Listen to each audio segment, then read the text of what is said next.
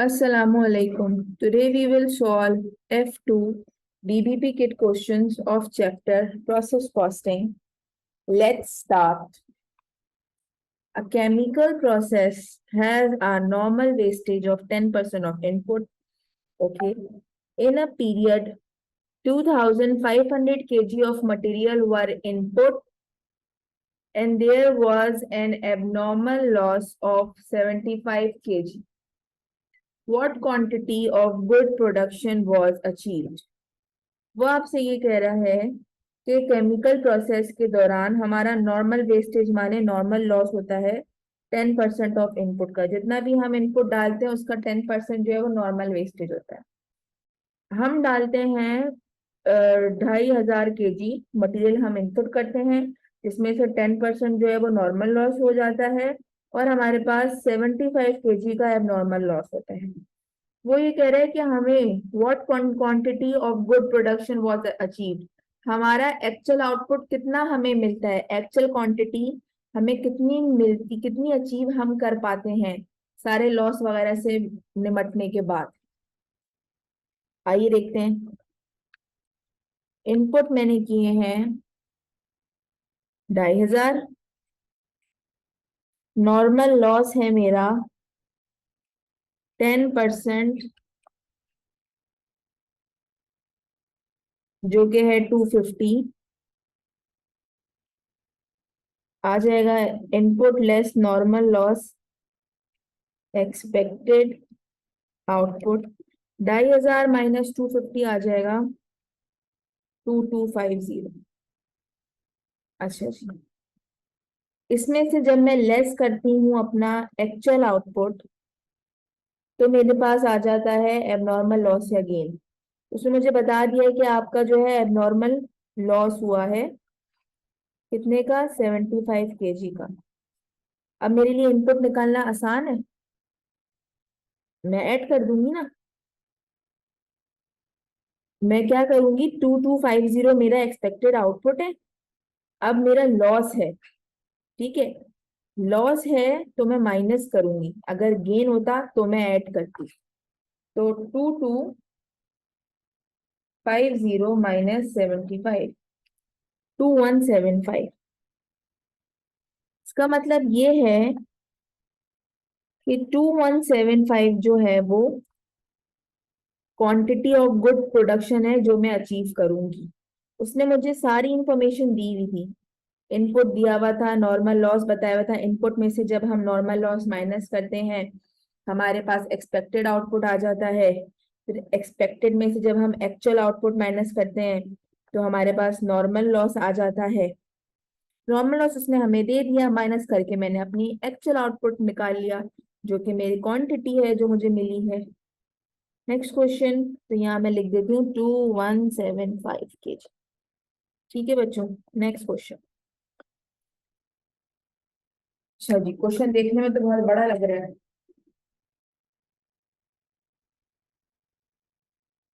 आ company manufacturers chemical X, company जो है वो केमिकल एक्स मैन्युफैक्चर करती है।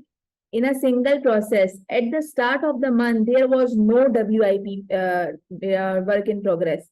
कंपनी जो है केमिकल एक्स बनाती है, स्टार्ट ऑफ द मंथ में कोई WIP की इन्वेंट्री मौजूद नहीं। ठीक है जी, जैसे ही आपको ये बात समझ में आ जाए कि WIP की कोई इन्वेंट्री नहीं है, इसका मतलब है कि यहाँ पे इक्विवेलेंट यूनिट्स, ओपनिंग इन्वेंट्री नहीं है, इसका मतलब है कि यहाँ पे इक्विवेलेंट के यूनिट्स निकलेंगे। ठीक है जी।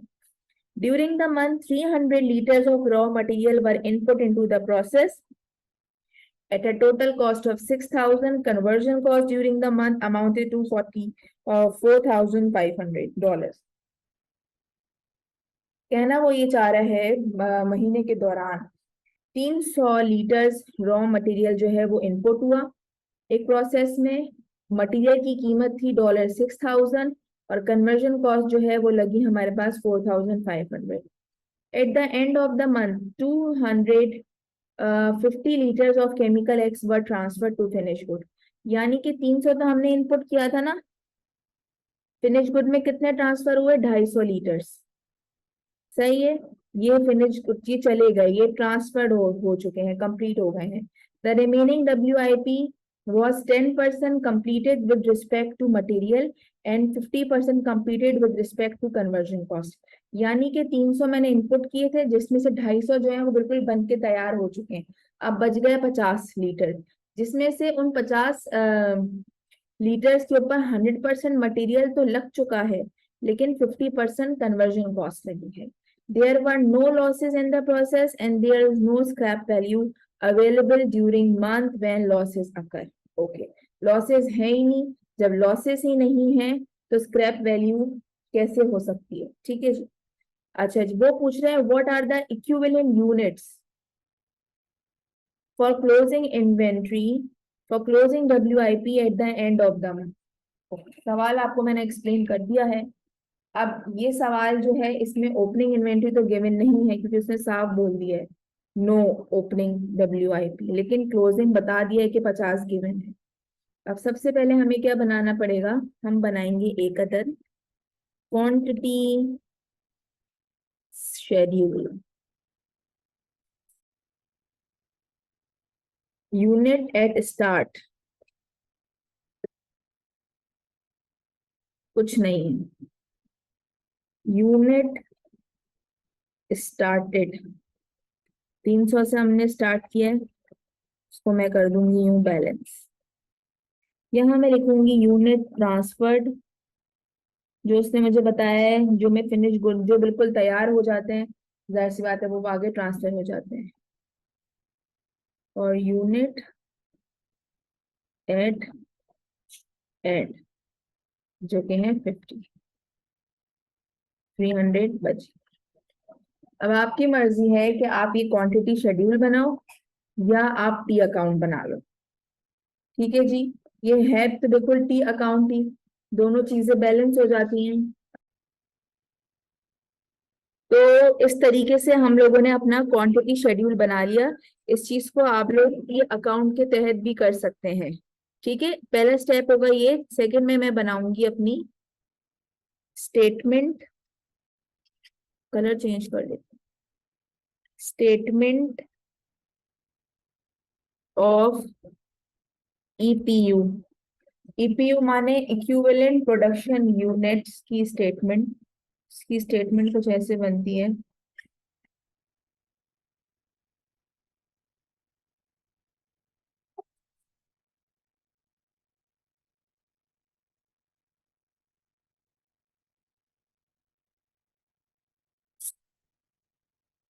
यहाँ आएगा मटेरियल, यहाँ आएगा कन्वर्जन कॉस्ट,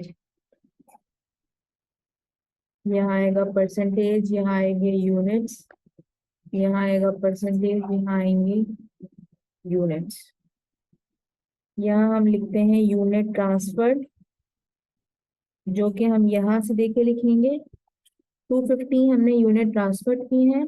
जितने हम यूनिट ट्रांसफर करते हैं हमेशा याद रखिएगा कि वो 100% कंप्लीट होते हैं। जाहिर सी बात है ना, जो मैं यूनिट्स बना के आगे बेच रही हूँ या ट्रांसफर कर रही हूँ, तो उसमें मुकम्मल मटेरियल और मुकम्मल कन्वर्जन कॉस्ट लगी होगी, तभी तभी तो वो फिनिश गुड हुआ है। सही है, तो हमेशा यूनिट ट्रांसफर 100% कंप्लीट होंगे। तो 250 यहाँ आ जाएगा। फिर यहाँ पे आएगा यूनिट एट एंड, उसमें है 50। क्वेश्चन में ये बात लिखी हुई है ना कि at the end of the month 250 liters of chemical X were transferred to finished good inventory. The remaining WIP was 100% complete with respect to material and 50% complete with respect to conversion cost। अब यानी कि मैंने ये यहाँ पे मुझे पता था कि यहाँ पे 300 आएगा, तो मैंने इसमें से माइनस करके अपना यूनिट एट एंड निकाल लिया। हालांकि सवाल ने मुझे यूनिट एट एंड नहीं बताया था, मुझे सिर्फ ये बताया है कि जो रिमेनिंग इन्वेंट्री है, जो कि 50 लीटर्स है, उस पे 100% मटेरियल लग चुका है, लेकिन 50% कन्वर्जन कॉस्ट लगी है। यहाँ आ जाएगा 25। ठीक है जी, ये बात क्लियर हो गई है आप सबको। अब वो ये पूछना चाह रहा है, क्या पूछ रहा है, what are the equivalent units for closing inventory at the end of the month. तो कितने इक्विवेलेंट यूनिट्स हैं? बेसिकली ये हमारे इक्विवेलेंट यूनिट्स ही तो होते हैं, ये मेरे इक्विवेलेंट यूनिट्स ही तो हैं। तो मटेरियल के 50 हैं और कन्वर्जन कॉस्ट के 25 है। सही आंसर देखते हैं, मटेरियल के 50 और कन्वर्जन कॉस्ट के 25। सी इज द राइट आंसर। ठीक है बच्चों, पहले क्वांटिटी शेड्यूल बनाएंगे, फिर हम statement of EPU banana start करेंगे। जितना हमसे पूछा है हम सिर्फ उतना ही बताएंगे। उसने हमसे यही पूछा है कि एट द एंड जो यूनिट्स बच गए हैं उसके इक्विवेलेंट यूनिट्स कितने हैं, मटेरियल के कितने हैं और कन्वर्जन कॉस्ट के कितने हैं। Question number 3, if there had been a normal process loss of 10% of input during the month, what would be the value of loss have been? Of this loss have been? वो ये कह रहे हैं अगर यहाँ पे इस प्रोसेस में नॉर्मल लॉस होता 10% ऑफ इनपुट का, तो नॉर्मल लॉस की वैल्यू क्या होती। देखो 450 तो हो नहीं सकती, 600 भी हो नहीं सकती, 1050 भी नहीं हो सकती, क्योंकि यहाँ पे हमें कोई पर यूनिट स्क्रैप गिवन ही नहीं है। वैल्यू तो हम नॉर्मल लॉस की अपने स्क्रैप के पर यूनिट से मल्टीप्लाई करके निकालूंगी ना। It means the right answer is निल, क्योंकि मुझे यहाँ पे स्क्रैप वैल्यू मौजूद ही नहीं है। सही है, तो जाहिर सी बात है उसकी कोई वैल्यू होगी ही नहीं। मैं कंसिडर करूंगी कि स्क्रैप की वैल्यू 0 है, तो फिर 0 nil answer. Next question, in a particular process the input for the period was 2000। अच्छा जी, एक प्रोसेस के दौरान हमारा जो इनपुट था वो कितना है, वो है 2000। There was no inventory at the beginning, कोई इन्वेंट्री नहीं है एट द बिगनिंग और at the end of the process, यानी कि ये सिचुएशन नंबर 1 है। इसमें इक्विवेलेंट यूनिट्स का तो कोई चक्कर नहीं है, जहां पे ना ओपनिंग हो ना एंडिंग हो। इट मीन्स कि वो सिचुएशन नंबर 1 होती है जहां पे हमारा इक्विवेलेंट यूनिट्स का कोई काम नहीं होता। अच्छा जी, नॉर्मल लॉस हुआ है 5% of input, in which of the following circumstances there an abnormal gain. अगर मेरा एक्चुअल आउटपुट हो 1800, अगर मेरा एक्चुअल आउटपुट हो 1950 यूनिट्स, अगर मेरा एक्चुअल आउटपुट हो 2000। अच्छा जी, वो ये कहना चाह रहा है आप इनपुट करें 2000, जिसमें से 5% आपका नॉर्मल लॉस है, ओपनिंग और क्लोजिंग इन्वेंट्री है ही नहीं। आप मुझे बताएं कि इन तीनों में से ऐसी कौन से सर्कमस्टांसेस होंगे जब आपको एबनॉर्मल गेन होगा। वो तो हमें करने के बाद ही पता चलेगा, हम तीनों से बारी बारी करेंगे। पहले मैं फर्स्ट से करती हूँ। Input, normal loss, 5% of input, 5% of 2000 हो जाएगा 100। ठीक है जी, आ जाएगा एक्सपेक्टेड आउटपुट 1900। पहले वाले में वो कह रहा है एक्चुअल आउटपुट है आपका 1800। ठीक है, फिर हमारा आ जाएगा यहाँ पे, तो हमारा लॉस आया है एबनॉर्मल लॉस 100 का। दूसरी वाले से करके देखते हैं। अगेन इनपुट होंगे 2000, नॉर्मल लॉस वही 5% ऑफ इनपुट 1900, एक्सपेक्टेड आउटपुट आ जाएगा, अब एक्चुअल आउटपुट है 1950।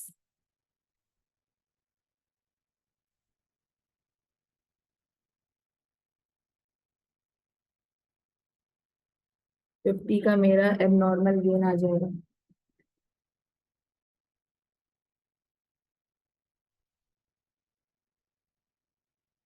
अब मैं तीसरे से करूंगी। इनपुट अगेन 2000, नॉर्मल लॉस वही 5% of input 1900 expected output, actual output आ जाएगा हमारे पास 2000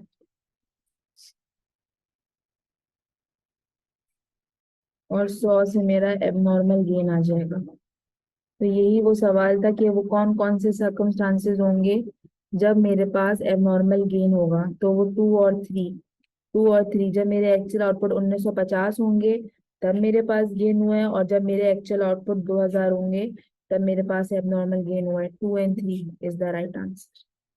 ठीक है, नेक्स्ट क्वेश्चन। इन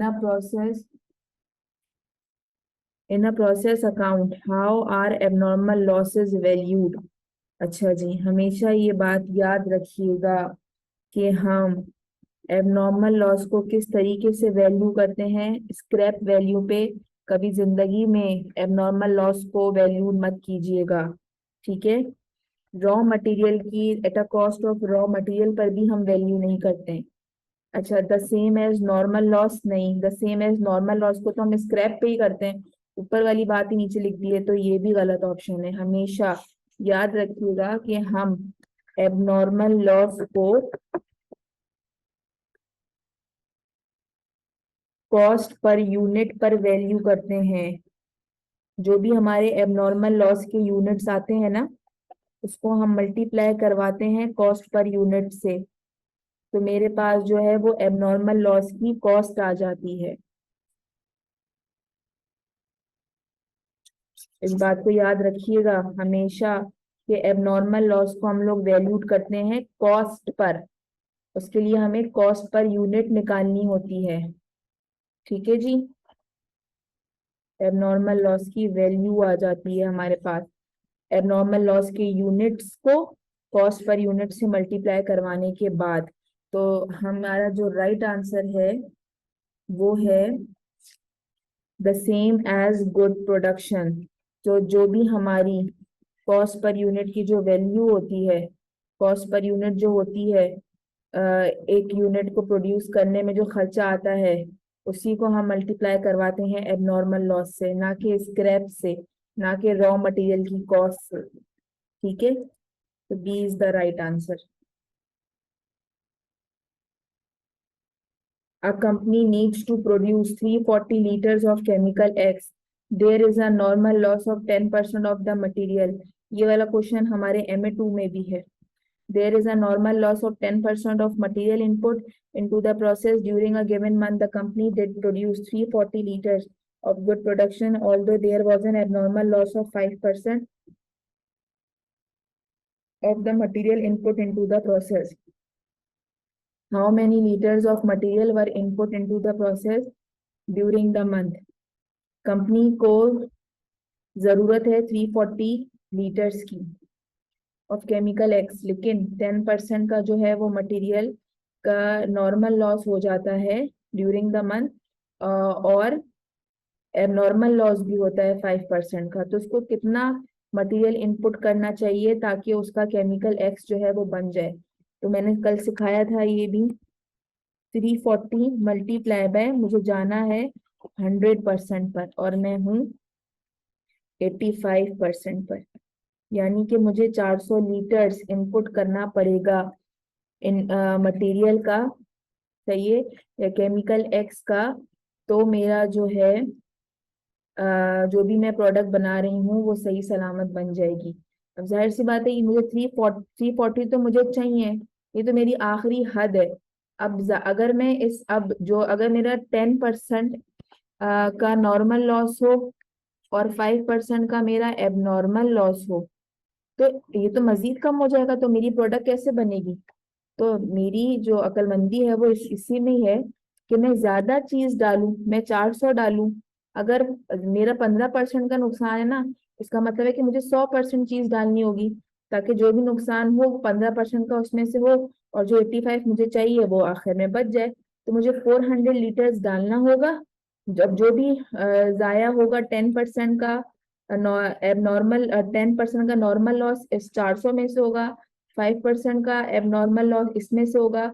अब अगेन जो इतनी जरूरत है 340 वो बच जाएगा और मेरा काम भी हो जाएगा, ठीक है। A company produces a certain food items in a manufacturing process. On 1st November, there was no opening inventory of WIP. Company जो है वो मैन्युफैक्चर करती है कुछ फूड आइटम्स. 1st November को there was a no opening inventory of WIP. During November, 500 units of material were input into the process with a cost of 9,000. Direct material cost in November were 3,840. Production overheads. A company produces a certain food items in a manufacturing process.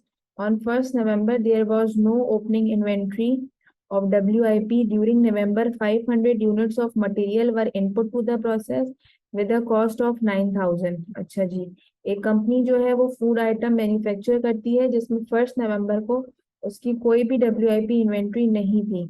नवंबर के दौरान 500 units of material ऐसे हैं जो कि उसने input किए process के अंदर. उनकी कॉस्ट, उन पे जो कॉस्ट लगी है मटेरियल की वो लगी है 9,000. डायरेक्ट लेबर की जो कॉस्ट लगी है वो लगी है 3,840. और प्रोडक्शन ओवरहेड की जो कॉस्ट लगी है वो 200% ऑफ डायरेक्ट लेबर कॉस्ट. यहाँ पे उसने कन्वर्जन कॉस्ट मिला के नहीं दिया, अलग अलग दे दिया है. Closing inventory on 30th November consisted of 100 units, which were 100% completed as to material and 80% completed as to labor and overhead. जो मेरे पास एंडिंग इन्वेंट्री में यूनिट्स बच जाएंगे उस पर 100% जो है वो मटेरियल लग चुका है और 80% जो है वो कन्वर्जन कॉस्ट, मतलब 80% वो लेबर के लिहाज से और ओवरहेड्स यानी कन्वर्जन कॉस्ट के लिहाज से कंप्लीट है. There was no loss in a period. कोई लॉस नहीं है पीरियड के दौरान.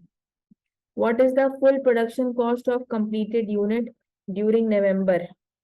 फुल प्रोडक्शन कॉस्ट मुझे मालूम करनी है कंप्लीटेड यूनिट्स की. सवाल थोड़ा सा बड़ा है, ठीक है जी.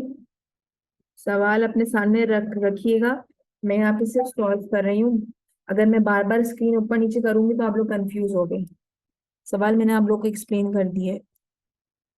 यूनिट एट स्टार्ट में मेरे पास कुछ भी नहीं था, वो उसने ओपनिंग इन्वेंट्री में बोल दिया है. यूनिट मैंने स्टार्टेड हुए हैं कितने से, 500 जो है मैंने मटेरियल इनपुट किया है. यहाँ भी 500 आ जाएगा. यहाँ पे आता है यूनिट ट्रांसफर्ड. क्या सवाल ने मुझे यूनिट ट्रांसफर्ड बताया है? नहीं, सवाल ने मुझे बताया है कि क्लोजिंग इन्वेंट्री जो है वो कितनी कंसिस्टेड ऑफ 100 यूनिट्स. तो यूनिट ट्रांसफर नहीं पता लेकिन मुझे यूनिट एट एंड पता है. दोनों में से वो कोई एक चीज दे देगा. यहाँ पे उसने मुझे 100 बता दी, यहाँ 500 आ जाएगा. इट मीन्स के ये मेरे 400 मैंने ट्रांसफर किए हैं. सही है. किसी भी एक मिसिंग फिगर को हम मालूम कर सकते हैं. ये बना दिया मैंने क्वांटिटी स्क्वेजर, यहाँ पे क्वांटिटी शेड्यूल.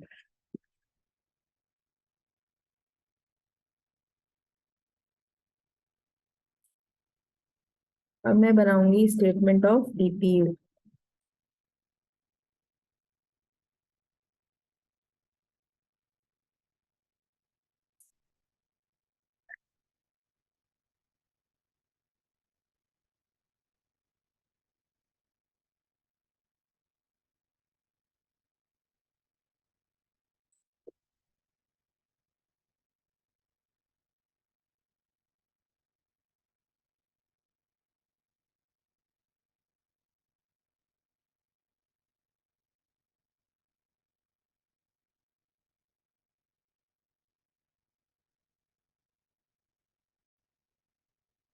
Conversion cost.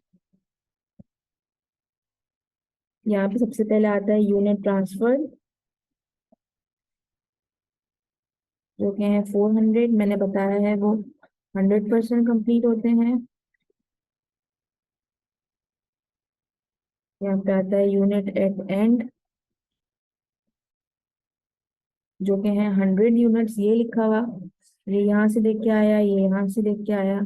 अच्छा, सवाल में ऊपर ये लिखा हुआ है कि जो यूनिट एट एंड है पे 100% मटेरियल लग चुका है और तो ये 100 आ जाएगा, और 80% लेबर और कन्वर्जन और ओवरहेड लगा है, यानी कि यहाँ पर भी 80 आ जाएगा। ठीक है, फिर हम क्या करते हैं, हमारा काम होता है इन दोनों को ऐड करेंगे। आ जाए 500, यहाँ आ जाएगा 480, यहाँ आ जाएगा इक्विवेलेंट यूनिट्स। ठीक है जी, फिर हम यहाँ करेंगे कॉस्ट। कॉस्ट कितनी है, उसने मुझे बोला हुआ है कि जो मैंने 500 मटेरियल इनपुट किए हैं ना, उस पे 9,000 का मटेरियल लगा है, और 3,000 ये लिखा हुआ 3,840, और 200% ऑफ डायरेक्ट लेबर कॉस्ट, यानी कि अगर मैं 3840 का 200% लूँ तो क्या आता है,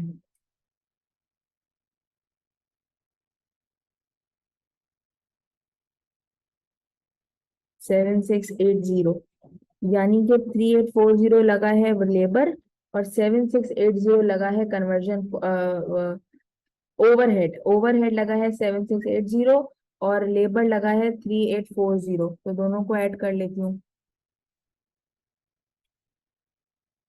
40 प्लस 7680, 11520, 11520। ठीक है, अब मुझे निकालना होगा कॉस्ट पर यूनिट। मैं इसको इससे डिवाइड कर दूंगी, 9000 डिवाइडेड बाई 500 आ जाएगा 18। अब मैं 11520 को डिवाइड कर दूंगी 480 से, आ जाएगा 24। अब मैं क्या करूंगी, अब मैं इन दोनों को ऐड कर लूंगी, 18 और 24 को, तो आ जाएगा 42, और इन दोनों कॉस्ट को भी ऐड कर लूंगी, 9,000, 11520, 20,520। यूं बनती है मेरी स्टेटमेंट ऑफ ईपी। ठीक है, सबसे पहले यूनिट ट्रांसफर्ड, यूनिट एंड, फिर जो कॉस्ट होती है उसको मैं ये इक्विवेलेंट यूनिट से डिवाइड करा के कॉस्ट पर यूनिट निकाल लेती हूँ। अब देखते हैं रिक्वायरमेंट क्या है। रिक्वायरमेंट है बच्चों कि what is the full production cost of completed units, यानी कि मैंने जो ये 400 यूनिट्स जो ट्रांसफर किए हैं ना, इनमें कितनी कॉस्ट लगी है मटेरियल की भी और लेबर की मिला के। तो वो मालूम करने के लिए मुझे एक पहला काम ये करना है, दूसरा काम स्टेटमेंट बनानी है, तीसरा काम मुझे बनाना है cost accounted for S follow. तमाम की कॉस्ट निकालनी है। अब मैं निकालूंगी कॉस्ट ऑफ यूनिट ट्रांसफर्ड। कितने मैंने ट्रांसफर किए हैं, 400। इसको मैं किससे मल्टीप्लाई करवाऊंगी, जो दोनों मैंने ऐड करवाए ना आप लोगों से, 18 और 24, 18। एक यूनिट पे 18 का मटेरियल, 24 का लेबर और ओवरहेड, यानी कि 400 यूनिट बनाने में 42, टोटल 42 का खर्चा आया ना, 42, इसमें मटेरियल लेबर दोनों शामिल है, तो 400 मल्टीप्लाई बाय 42, 16800। इसका मतलब ये है कि जो मैंने यूनिट ट्रांसफर किए हैं उसके में इस पे जो खर्चा आया है ना फुल प्रोडक्शन करने में, वो आया है 16,800, and 16,800 is the right answer. यहाँ पे पूछा है full production cost of completed units, यानी कि जो ट्रांसफर हो जाते हैं वो कंप्लीट होके ही तो ट्रांसफर होंगे ना। Question number 8, 8A.8, what is the value of closing WIP। अब क्लोजिंग WIP निकालनी है। यहाँ पे मैं हेडिंग डालूंगी कॉस्ट ऑफ WIP इन्वेंटोरी। यहाँ पे मैं लिखूंगी मटेरियल। मटेरियल के कितने यूनिट्स हैं जो ये मैंने निकाले हैं, ये वाले यूनिट्स की बात कर रही हूँ। 100। कन्वर्जन कॉस्ट के कितने, 80। अब मैं 100 को मल्टीप्लाई करवाऊंगी 18 से, और 80 को मल्टीप्लाई करवाऊंगी 24 से। Conversion cost 80 multiply by 24, 300, 1920। इन दोनों को ऐड कर लेते हैं तो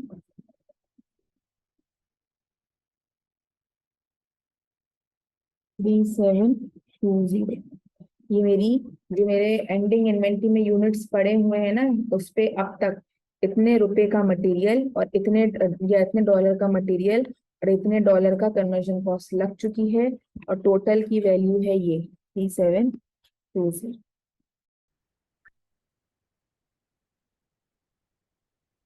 A company makes a product in two processes. The following data is available for the latest period. For process 1, opening WIP of 200 units were valued at, जो मेरी opening में जो 200 यूनिट्स पड़े हुए हैं उस पे मटेरियल की जो कॉस्ट लगी हुई है वो है $2400, लेबर 1200, ओवरहेड है मेरा 400। No losses occur in the process, process के दौरान कोई लॉस नहीं हुआ। Units added and cost incurred during the period, फिर क्या हुआ कि ऑल यूनिट्स ऐड हुए जो कि हुए 500, उनमें मजीद कॉस्ट लगी। मटेरियल की 6000, लेबर की 3350, ओवरहेड की 1490। Closing WIP of 100 units had reached the following degree of completion. जो भी मेरे पास क्लोजिंग में बचे हैं 100, वो इतने परसेंट कंप्लीट है। इस पे 100% मटेरियल लग चुका है, 50% लेबर लग चुका है, 30% ओवरहेड लग चुका है। The company uses the weighted average method of inventory valuation. Company जो है वो क्या मेथड यूज करती है? Weighted average. How many equivalent units are used when calculating the cost per unit in relation to overhead? तो equivalent unit कितना होगा अगर हमें cost per unit निकालना हो, किस चीज का? in relation to overhead। अच्छा जी। अब ये जो सवाल है ना, इसके अंदर आपको ओपनिंग इन्वेंट्री गिवन है, ठीक है। इट मींस कि ये जिसमें ओपनिंग इन्वेंट्री गिवन हो तो वो कंपनी फीफो यूज करती है या एफ को यूज करती है? यहाँ कंपनी एफ को यूज करती है। सबसे पहले मुझे एक अदद पी अकाउंट बनाना पड़ेगा।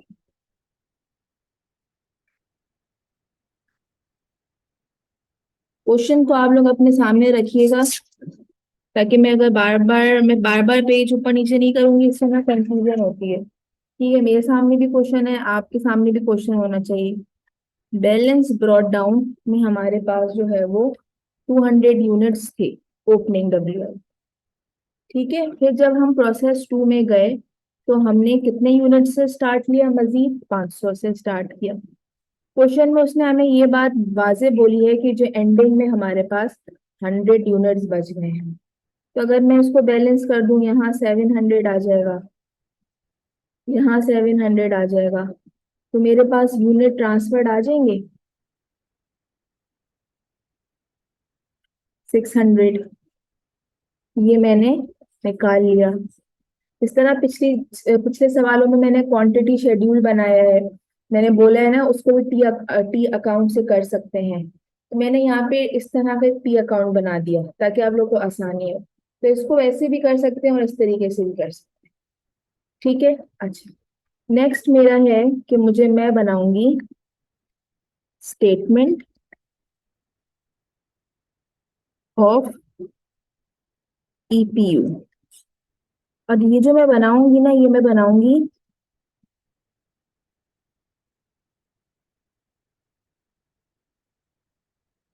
Weighted average methods. स्टेटमेंट बनाते हैं।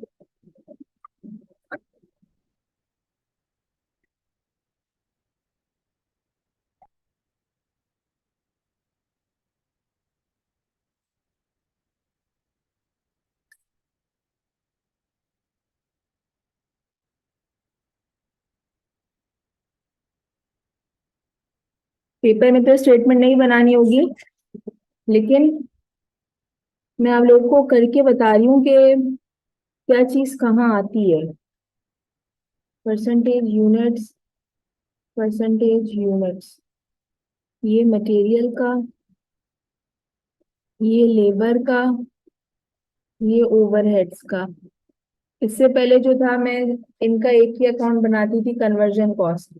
लेकिन अभी वाले जो सवाल की रिक्वायरमेंट है उसने मुझसे सिर्फ ओवरहेड्स के इक्विवेलेंट यूनिट्स पूछे हैं, तो मैं अलग से ही करके दिखा रही हूँ। ठीक है, जैसा सवाल वैसा सॉल्यूशन। वो कहते हैं ना, जैसा देश वैसा भेस, तो जैसा सवाल होगा हम अपने सवाल के सॉल्यूशन को भी उस तरीके से ही मोल्ड कर लेंगे।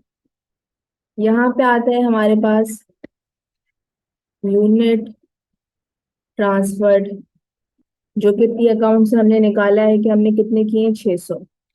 मैंने बताया है कि जो यूनिट हम ट्रांसफर कर देते हैं वो 100% कंप्लीट होते हैं, मटेरियल के लिहाज से भी, लेबर के लिहाज से भी, और ओवरहेड के लिहाज से भी।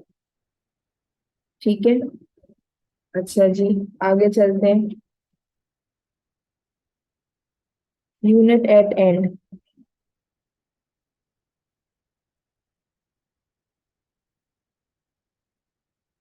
यूनिट एट एंड में मेरे पास 100 थे। उसने मुझे डिग्री ऑफ कंप्लीशन क्या बताया है, 100, 50, 30, 100, 50, 30%। यानी कि यहाँ 100 आएगा, यहाँ 50 आएगा, यहाँ तो मैं लिखूंगी यहाँ 30 आ जाएगा। सही, अच्छा जी। अब मुझे क्या करना होगा, इनको मैं ऐड कर लेती हूँ। ये आ जाएगा 700, ये आ जाएगा 650, और ये आ जाएगा मेरा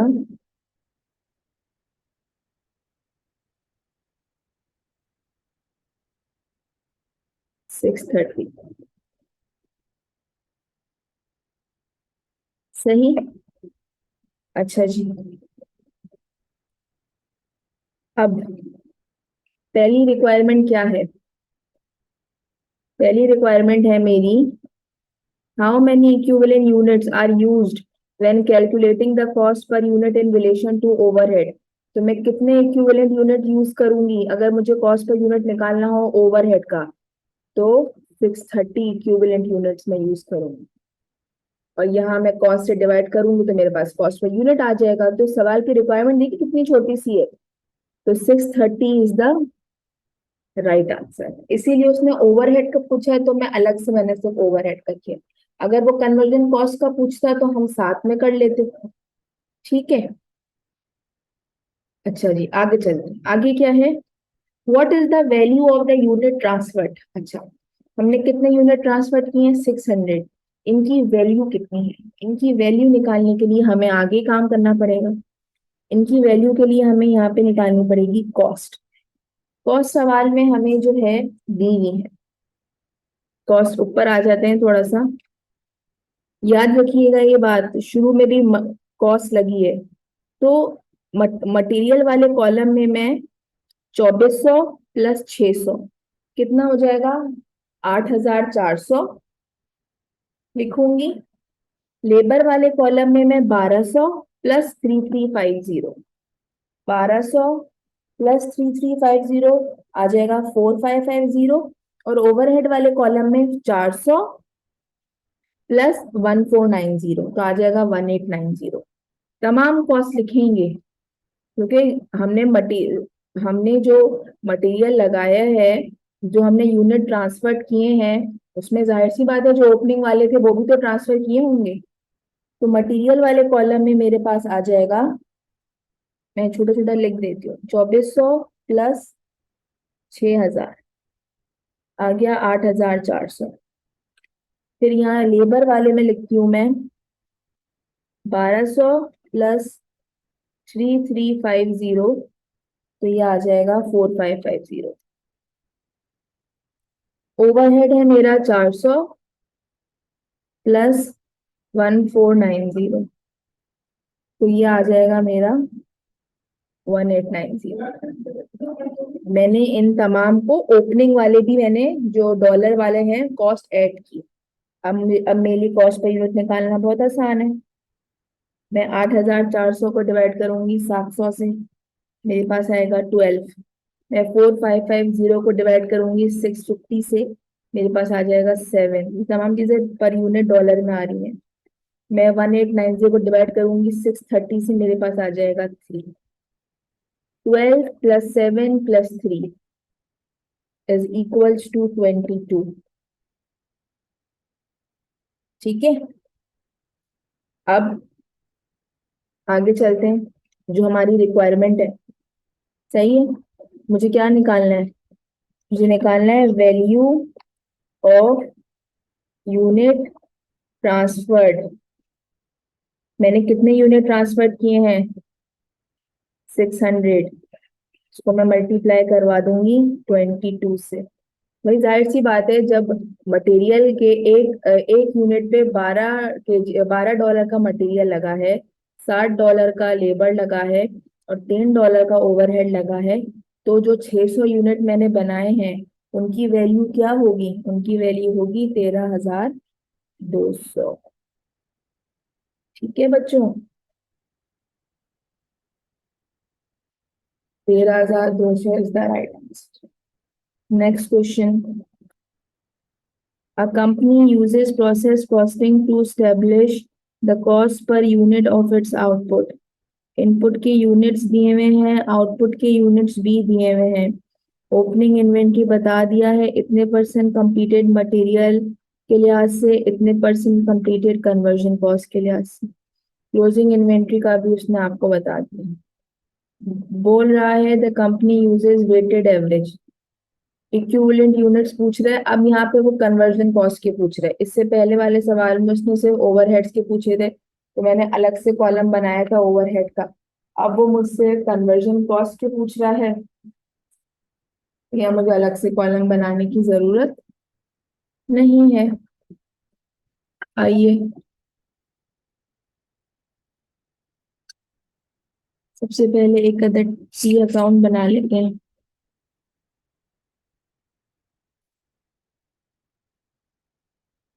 सी अकाउंट बनाने के लिए बैलेंस बीबी 300, इनपुट कितने किए हैं, यानी कि स्टार्टेड कितने से किया है मैंने, बाद में 10,000, एंडिंग में कितने पड़े हुए मेरे पास?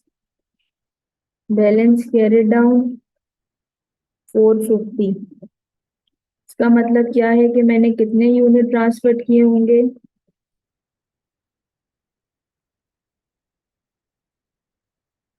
तो वो निकालने के लिए 13,000, 13,000 minus 450। Right answer is 9850। 13,000 minus 450, और हमारे पास जो हमारा आंसर आ जाएगा, बल्कि 13,000 कैसे होगा? ये 13,000 नहीं होगा, 10,300 होगा। मैं इसको वो सब 3,000 समझ, 10,300 और 10,300। 10,300 माइनस 450 हमारे पास आ जाएगा 9850। 9850 यूनिट्स ऐसे हैं जो मैंने ट्रांसफर कर दिए हैं, और ये मेरे एंडिंग के यूनिट्स हैं। मेन काम तो हमारा इन पे ही होता है। सही है, आगे चलते हैं। अब बनाएंगे statement of EPU.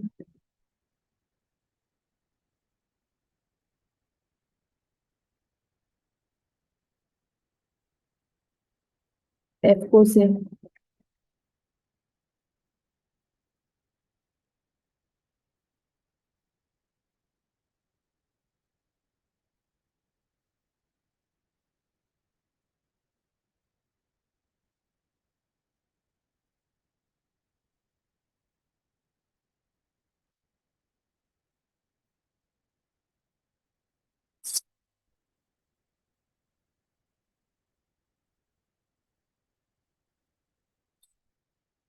Percentage units, percentage units material और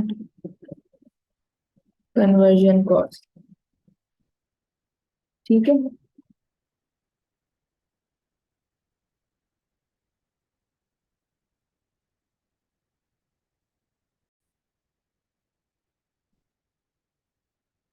यहाँ पे आ जाएगा यूनिट ट्रांसफर।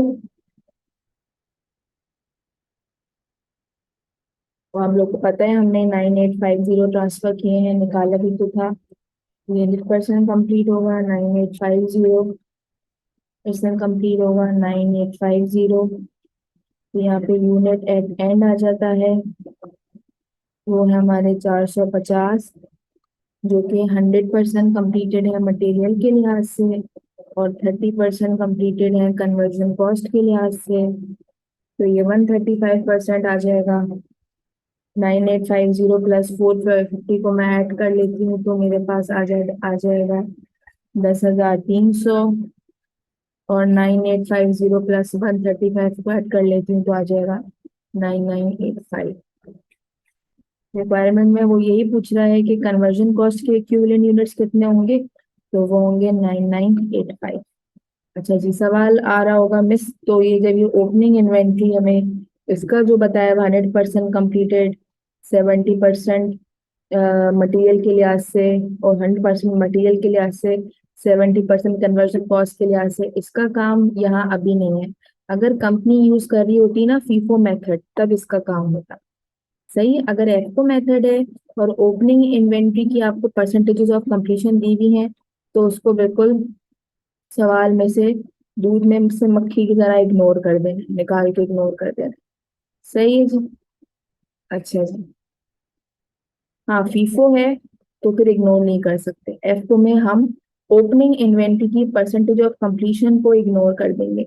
जाहिर सी बात है, यूनिट्स को तो नहीं कर सकते ना, उसको तो बैलेंस बीडी में लेना होता है। क्वेश्चन नंबर 11 हो गया। अब नेक्स्ट क्वेश्चन पे चलते हैं, question number 12। A company uses process costing to value its output. The following was recorded for the period. Input material 2000 units, एक यूनिट 4.50 का। Conversion cost 13,340। नॉर्मल लॉस हुआ है 5%। एक्चुअल लॉस हुआ है 150।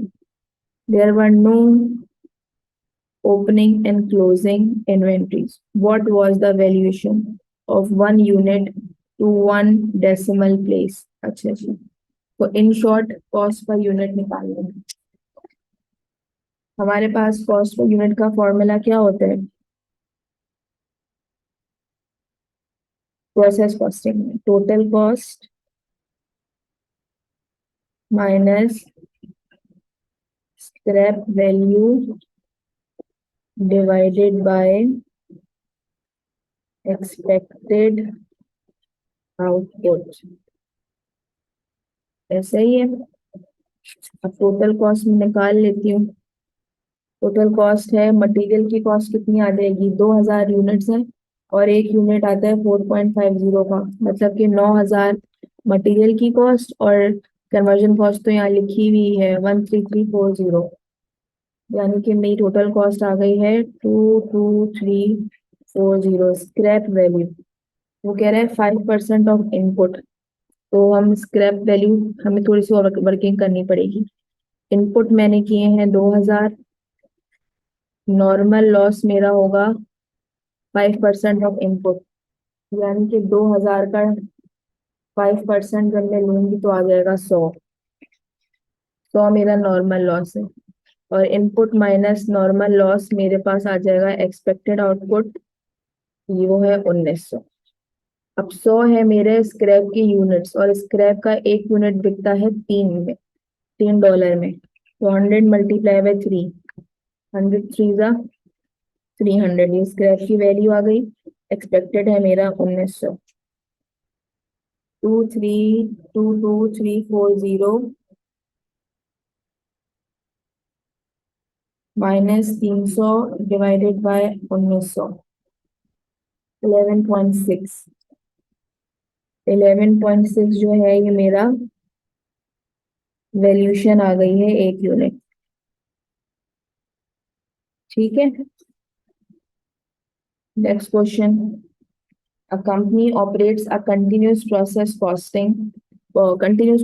into which 300 units of material costing 9,000 was input in a period. एक process के दौरान 300 unit जो है वो इनपुट हुए, इस पे $9,000 का मटेरियल लगा, कन्वर्जन कॉस्ट 11,970 की लगी, and losses which have a scrap value of, जो भी स्क्रैप वगैरह होगा उसका जो एक यूनिट बिकेगा वो बिकेगा $1.50 का, और ये एक्सपेक्ट किया जा रहा है at a rate of 10% of input, और जो भी लॉस होगा वो 10% ऑफ इनपुट का हो जाएगा. There were no opening or closing inventory in the period and the output for the period was 2,900, और जो आउटपुट है वो कितना है 2,900. वो ये पूछना चाह रहे हैं ये जो 2,900 है ना ये कितने का है, इसकी वैल्यू कितनी है. ये तो पता है कि 2,900 भाई बन के निकल गए, लेकिन ये पूछना चाह रहे हैं कि इसकी वैल्यू कितनी है.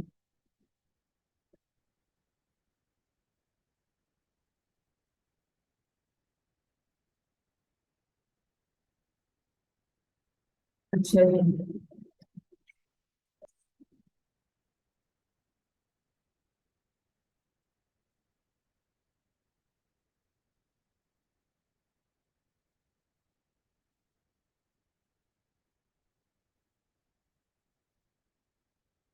इनपुट मैंने किए हैं कितने,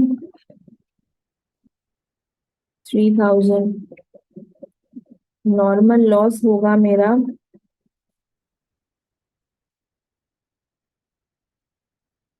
3,000 का 10%, 300, 2,700 हो जाएगा मेरा नॉर्मल लॉस. ये आ जाएगा मेरा एक्सपेक्टेड आउटपुट. ठीक है. मेरा जो एक्चुअल आउटपुट है वो है 2,900. ये मैं यहाँ लिख रही हूँ, यहाँ क्यों लिख रही हूँ बता रही हूँ. एक्चुअल आउटपुट है मेरा 2,900. वो मुझसे ना इसकी वैल्यूएशन पूछ रहा है, उसके लिए मुझे कॉस्ट पर यूनिट निकालना होगा. कॉस्ट पर यूनिट का फॉर्मूला होता है total cost minus scrap value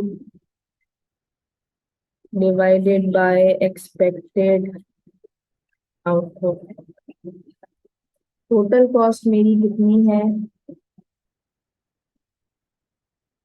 material 9,000 का मटेरियल प्लस 11,970 का कन्वर्जन, तो 20970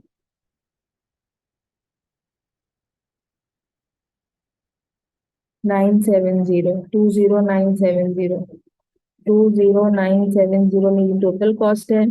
स्क्रैप हुआ है 300 यूनिट का, और एक स्क्रैप का यूनिट बिकता है 1.50 का. ये रहा 1.50 स्क्रैप की वैल्यू है एक यूनिट की. तो 300 मल्टीप्लाई बाय 1.50, 450, 450 आ जाएगा ये स्क्रैप की वैल्यू. ये मैंने कैलकुलेशन करके बताया. डिवाइडेड बाय एक्सपेक्टेड आउटपुट है 27.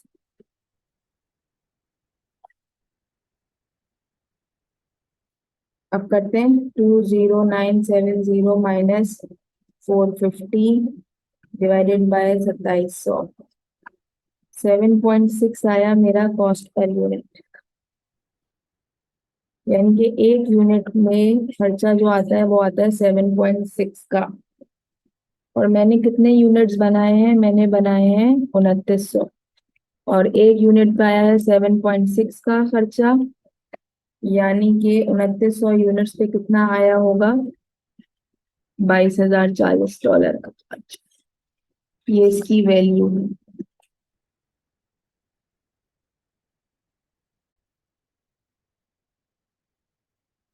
ठीक है बच्चों, समझ में आ गया किस तरीके से करना है सवाल.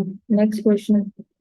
The following information relates to a company polishing process for the previous period. Polishing process का जो है ना ये पूरा इंफॉर्मेशन है. आउटपुट जो है वो कितने हैं, 54,008 यूनिट्स. Value rate 29744. आउटपुट इतने हुए हैं और वैल्यू भी दी हुई है. नॉर्मल लॉस बताया हुआ है 276, और एक्चुअल लॉस भी बताया है 112. All losses have a scrap value of 2.50 per unit. and there was no opening or closing WIP. ठीक है. What was the value of input during the period? अच्छा जी, सवाल पे गौर करना है आप लोगों ने. वैल्यू ऑफ इनपुट पूछ रहा है वो, कि जो इनपुट मैंने किए हैं यूनिट्स, उनकी वैल्यू क्या होगी. तो उसके लिए तो हमें प्रोसेस अकाउंट बनाना होगा बकायदा. हम उसके लिए बनाएंगे प्रोसेस अकाउंट, क्योंकि प्रोसेस अकाउंट में तो तमाम वैल्यूज आती हैं. लेकिन उससे भी पहले हमें एक काम करना पड़ेगा. हमें दिया हुआ है नॉर्मल लॉस. नॉर्मल लॉस कितना है? 276. अच्छा जी, और हमें दिया हुआ है एक्चुअल लॉस. नॉर्मल मतलब एक्सपेक्ट हमने किया था 276, लेकिन एक्चुअल में जो है हमारा हुआ है 112 का. इसका मतलब है कि ये हमारा एबनॉर्मल गेन हुआ है. 276 माइनस 112, 164.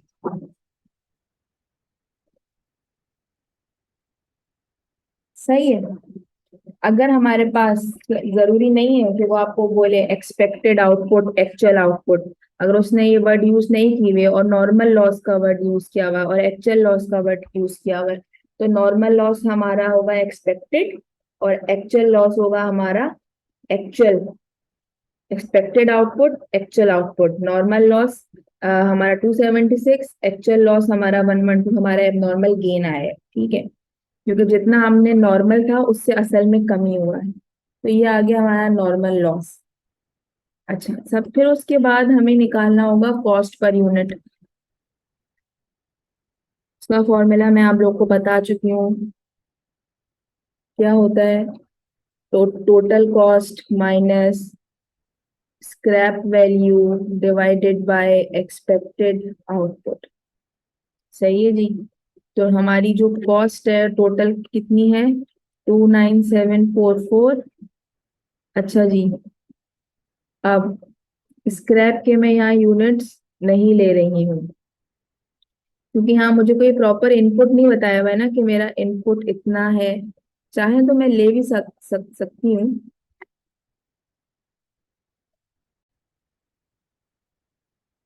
कॉस्ट पर यूनिट लूंगी और नॉर्मल लॉस के मैं यहाँ पे नहीं ले रही हूँ. डिवाइड करवा दूंगी मैं इसको अपने एक्सपेक्टेड आउटपुट से. एक्सपेक्टेड आउटपुट मेरा कितना है?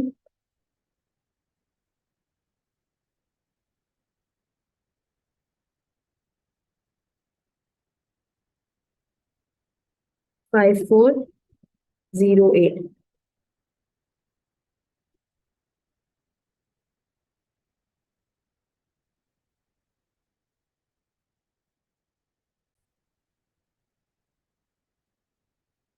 तो मेरा कॉस्ट पर यूनिट आ जाएगा जब मैं 29744 को डिवाइड करूंगी 5408 से, तो 5.5 मेरा आ जाएगा कॉस्ट पर यूनिट. ठीक है जी. अच्छा, इस वाले क्वेश्चन में मैंने क्या किया, आउटपुट के यूनिट्स लिए हैं, यानी कि ये मेरा एक्सपेक्टेड है. ठीक है, मैंने पहले ही बोला था जैसा सवाल वैसा सॉल्यूशन. तो मैंने नॉर्मल लॉस और एक्चुअल लॉस की हेल्प से मैंने एबनॉर्मल गेन या एबनॉर्मल लॉस जो भी था वो निकाला. कॉस्ट पर यूनिट निकालने के लिए मैंने जो इसकी वैल्यू थी, जो यूनिट्स बनाए हैं उस पे जो भी खर्चा आया होगा, तो जाहिर बात है वो टोटल कॉस्ट उस पे ही आई आई होगी. और मैंने कितना यूनिट्स बनाए हैं, तो ये जब मैंने खर्चा ये वाला लिया है तो यूनिट्स भी तो यही वाले लूंगी ना. ये खर्चा है इन यूनिट्स को बनाने के लिए, यानी कि एक यूनिट को बनाने में 5.5 का खर्चा आया. ठीक है, अब मैं बनाऊंगी प्रोसेस अकाउंट. अब एक और चीज, प्रोसेस अकाउंट में तो हम तमाम वैल्यूज लेके जाते हैं. मेरा एबनॉर्मल गेन हुआ है 164 यूनिट्स का. और 1 यूनिट पे खर्चा आता है 5.5 का, यानी कि 902। मेरा जो एबनॉर्मल गेन हुआ है ना 164 का, उनकी वैल्यू है 902। अब मैं बनाऊंगी प्रोसेस अकाउंट।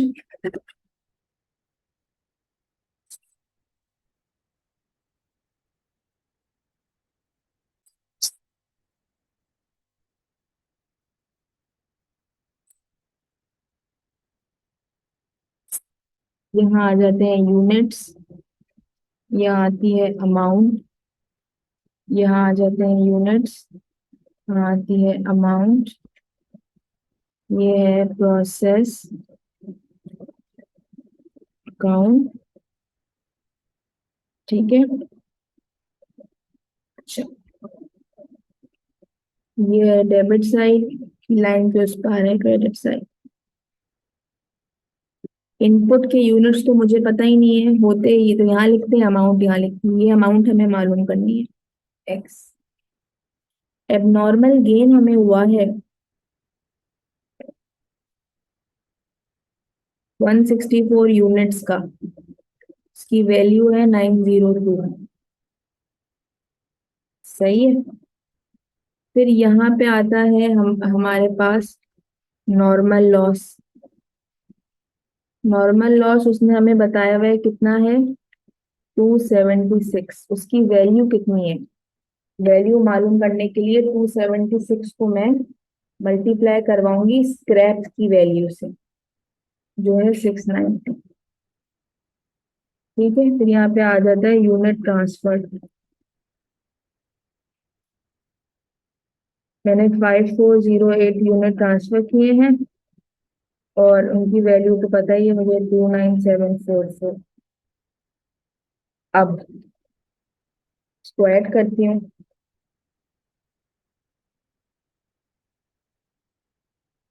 30434। ठीक है। प्रोसेस अकाउंट क्या होता है, बैलेंस आते हैं, तो यहाँ पर भी 304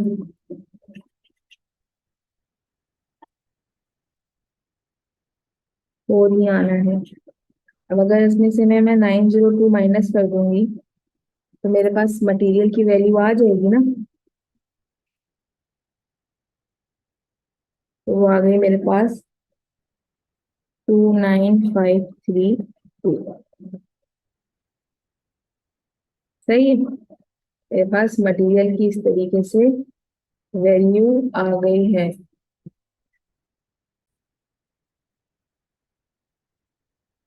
तो जितने भी मैं यूनिट्स इनपुट करूंगी, उसकी जो वैल्यू होगी ना, वो होगी 29432।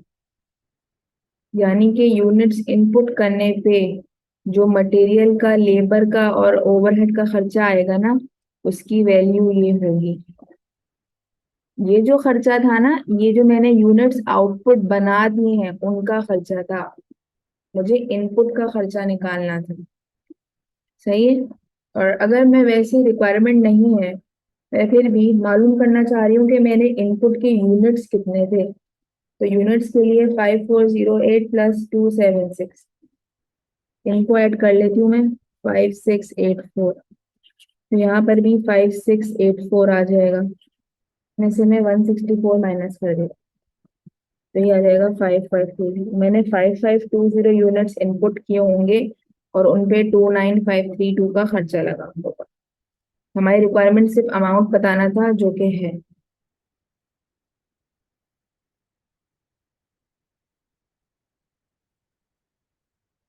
2953। 2953। Next question, which of the following statement about process costing are correct. कौन सी स्टेटमेंट जो है वो प्रोसेस कॉस्टिंग के लिहाज से ठीक है। Units of abnormal loss should be valued at cost per unit, नहीं, units of abnormal loss should be valued at scrap value. अच्छा जी, units of abnormal loss should be valued at the scrap value, no, उल्टी बातें लिखी हुई हैं। Normal loss scrap पे होता है, abnormal loss cost per unit पे होता है। इसका मतलब ये है कि neither of them are true. The following question is taken from January to June 2015 exam period. Normally, no loss are expected from a process. Any abnormal loss are sold for scrap. अच्छा जी. Which of the following calculate the net cost of the company of 1 unit of abnormal loss? हम किस तरीके से जो है cost per unit निकालते हैं? वो पूछ रहे हैं नॉर्मली जो है वो कोई लॉस नहीं होता है. ठीक है. अगर कोई लॉस होगा भी तो वो हम स्क्रैप पे सोल्व कर देंगे. ठीक है. वो पूछना चाह रहा है अगर हम एबनॉर्मल लॉस को वैल्यू करें तो 1 यूनिट के वैल्यू करने के लिए किस तरह से हम उसको कैलकुलेट करें कि कॉस्ट पर यूनिट हमारे पास है. कैसे करते हैं? Cost per unit total cost minus scrap value divided by expected output. C is the right answer. The following question is taken from the September to June 2018 exam period. A process is subject to a normal loss of 12% of input. जितना भी हम input करेंगे उसका 12% normal loss होगा. Losses can be sold for 5 पर KG. और जो losses होंगे वो हम उसका 1 kg $5 का बिकेगा. In the last period 10,000 kg of material costing 1 lakh was input to the process. 10 जो हमारा इनपुट है, हमारा इनपुट कितना है?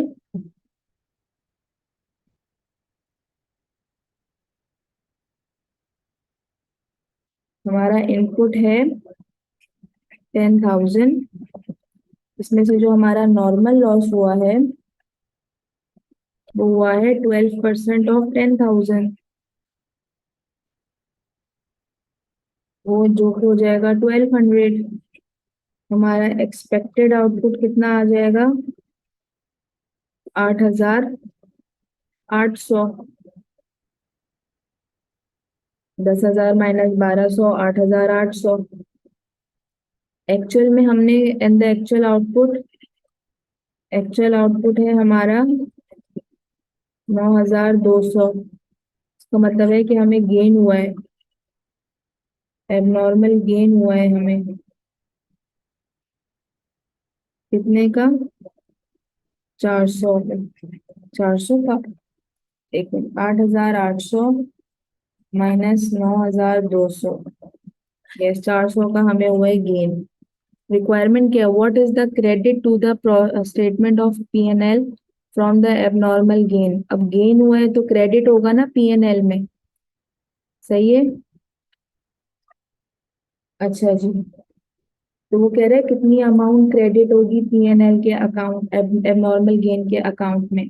कितनी अमाउंट जो है वो क्रेडिट होगी. तो ये तो पता लग गया कि 400 जो है वो आपका 400 यूनिट्स का एबनॉर्मल गेन है. अगेन हमें कॉस्ट पर यूनिट निकाल के पर यूनिट की वैल्यू निकालनी होगी. टोटल कॉस्ट मेरी कितनी है? मटेरियल लगाए 1 लाख का, कन्वर्जन कॉस्ट है 50,000 की. यानी कि 1.5 लाख मेरा टोटल कॉस्ट है. स्क्रैप है 1,200. और एक स्क्रैप का यूनिट कितने का बिकता है? 5 का. ये रहा 5 पर KG multiply by 5. 1,200 multiply by 5 6,000. Expected मैंने कितना निकाला है? 8,800. 1.5 lakh minus 6,000 divided by 8,800. 16.36 cost per unit आ गई. एबनॉर्मल गेन की वैल्यू निकालनी है ना, जो हमें P&L में क्रेडिट करनी होगी. जब हम अकाउंट बनाएंगे एबनॉर्मल गेन का तो वो पूछना चाह रहे हैं कितनी अमाउंट हम क्रेडिट करेंगे. तो 400 यूनिट्स का एबनॉर्मल गेन हुआ है, एक पे 16.3 का खर्चा आता है.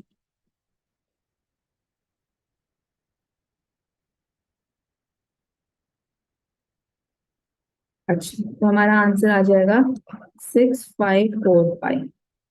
ऊपर चलते हैं। 6545 तो पूरे इसमें कहीं है ही नहीं। यही गलती आप लोग भी करोगे। तभी मैंने यहाँ पे आइडेंटिफाई किया ही नहीं कि मुझसे यहाँ पे या बच्चों से यहाँ पे क्या गलती होगी। तो हमेशा याद रखिएगा, वो आपसे पूछ रहा है what is the credit to the statement of P&L from the abnormal gain account in the last period.